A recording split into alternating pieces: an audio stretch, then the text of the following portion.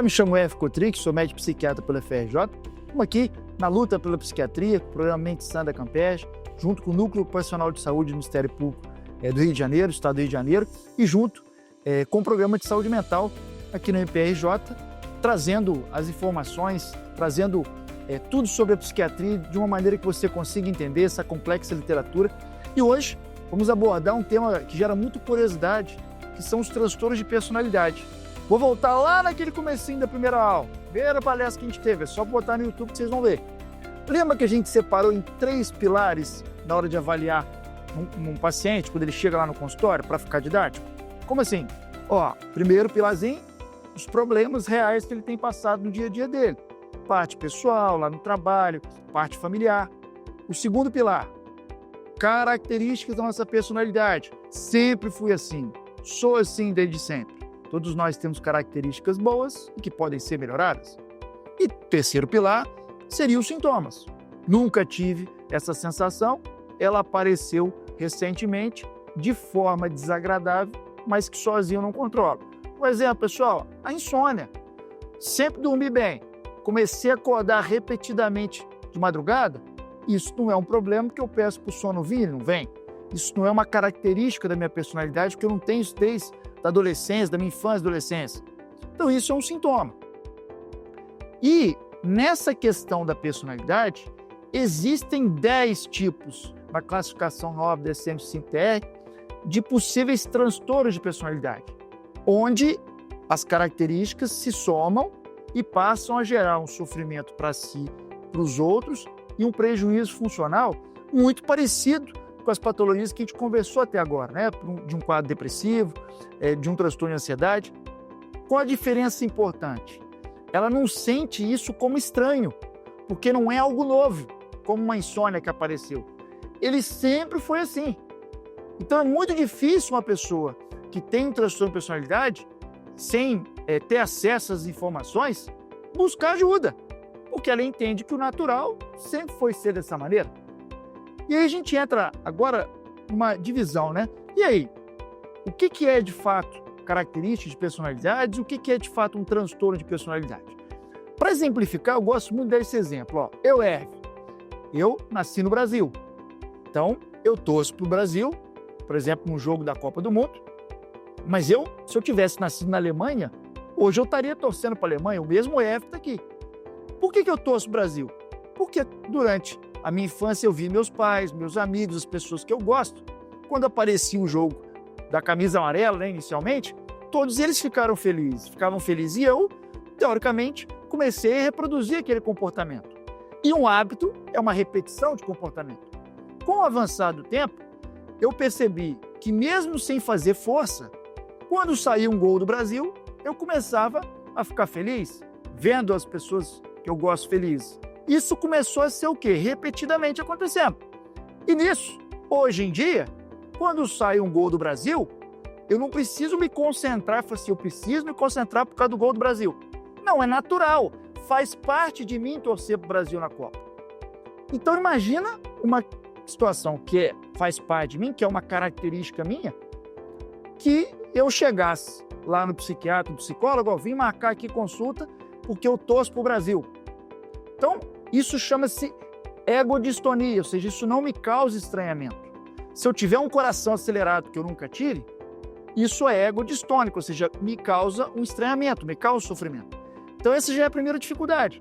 Sem o acesso à informação, sem uma avaliação psicológica, é muito difícil você interpretar que aquela característica que você reproduz possa ser algo muito maléfico ou possa gerar sofrimento para você ou para os outros. Então é muito importante essa temática para você ter uma noção de como são esses transtornos, até para você buscar uma ajuda para confirmar ou descartar, já que aqui, desde que a gente falou, não é uma consulta médica, né? Que é só para trazer os sinais de rastreio para você poder confirmar ou descartar com o médico ou psicólogo, mas que você também veja as pessoas ao seu redor ou pessoas próximas até para sinalizar uma possível busca de ajuda. Então vamos lá. Primeiro, como que a gente define o transtorno de personalidade? Personalidade é muito comum falar assim, fulano tem uma personalidade marcante, personalidade forte, fulano é muito introvertido. Então, esses são jargões que a gente tem dentro da nossa cultura, né?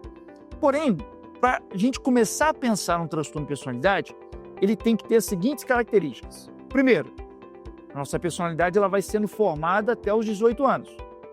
Por quê? Porque a gente nasce com o nosso temperamento, que é a nossa base inata, né? As nossas características biológicas, herdadas geneticamente, mas também é influenciado pelo meio, ao longo dessa formação até os 18 anos, tem a questão do caráter, da moral, da ética. Então, você bota tudo isso aí dentro de um saco de gatos e vira a sua personalidade. Que é o quê? Que é a sua maneira marcante de pensar, de sentir, de se relacionar, o seu comportamento médio na maioria das situações de convivência. Isso faz cada um ter uma personalidade individual. Ninguém é igual ao outro por conta disso, porque os estímulos que você recebe são diferentes, a base inata do seu temperamento que você nasceu é diferente, e essas características marcantes é o modo que as pessoas te veem, te reconhecem. Quando eu tenho uma característica de personalidade que pode ser melhorada na terapia, diferente do transtorno de personalidade, eu consigo controlar em alguns momentos. Por exemplo, vamos supor que eu tenho uma dificuldade em crítica. Todo mundo tem, mas a minha dificuldade talvez seja um pouco maior do que a média. Se eu estou num ambiente de trabalho, com o meu chefe, com uma pessoa hierarquicamente superior, e ele faz uma crítica ao meu trabalho, a minha vontade de responder é a mesma de responder para um amigo quando eu era adolescente. Só que não precisa de uma psicoterapia, porque essa é fácil, né? Porque isso tem relação com a convivência harmônica entre os seres humanos, que eu não posso reproduzir a mesma característica que eu faço com um amigo lá quando eu tinha 12, 13 anos. Né? De discutir, de brigar, enfim. Mas vai me incomodar da mesma maneira. A questão é que eu vou ter um controle parcial sobre isso. Ou seja, eu tenho uma flexibilidade. Não, aqui, por mais que eu tenha vontade de ir lá e responder essa crítica, não é adequado, eu posso ser punido por isso. No transtorno de personalidade, a primeira diferença, inflexibilidade. Ele não vai deixar de desempenhar a característica dele, independente da situação da pessoa. Então, nesse caso, se ele tem uma baixa tolerância à frustração, por exemplo, vamos falar daqui a pouquinho, que é característico do transtorno de personalidade borderline, ele iria retrucar, ele iria fazer igual ele fazia lá na adolescência. E isso vai gerar prejuízo para ele. Vai ter dificuldade em manter o emprego, né? Dificuldade com as relações interpessoais. Então, a inflexibilidade de não conseguir ter um controle parcial das características disfuncionais é uma situação marcante nos transtornos de personalidade no geral. Outra questão que é muito importante é que as características elas são estáveis ao longo da vida. Ou seja, a maneira que você teve até os 18 anos de formar, na maneira de sentir, de se comportar e de pensar, ela vai continuar de uma forma contínua, a não ser que você busque uma psicoterapia para poder te ajudar a identificar e melhorar isso. Além disso, as características do transtorno de personalidade, elas têm que desviar culturalmente de uma média social. Exemplo, no transtorno de personalidade histriônica, é comum, nesse diagnóstico, principalmente as mulheres, a prevalência maior nas mulheres, de usarem muita sensualidade, a parte sedutora, em situações do dia a dia. Então é comum ela chegar num consultório médico com uma roupa, por exemplo, de festa, porque ela entende que ela tem que se vestir daquela maneira.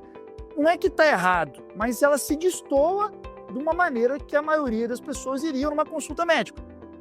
Mas na cabeça dela, ela entende que ela só está reproduzindo o que é teoricamente comum desde a infância e da adolescência dela.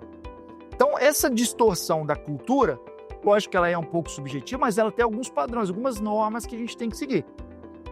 Além disso, se a gente está falando de um transtorno de personalidade, é muito difícil a pessoa reconhecer como aquilo algo negativo.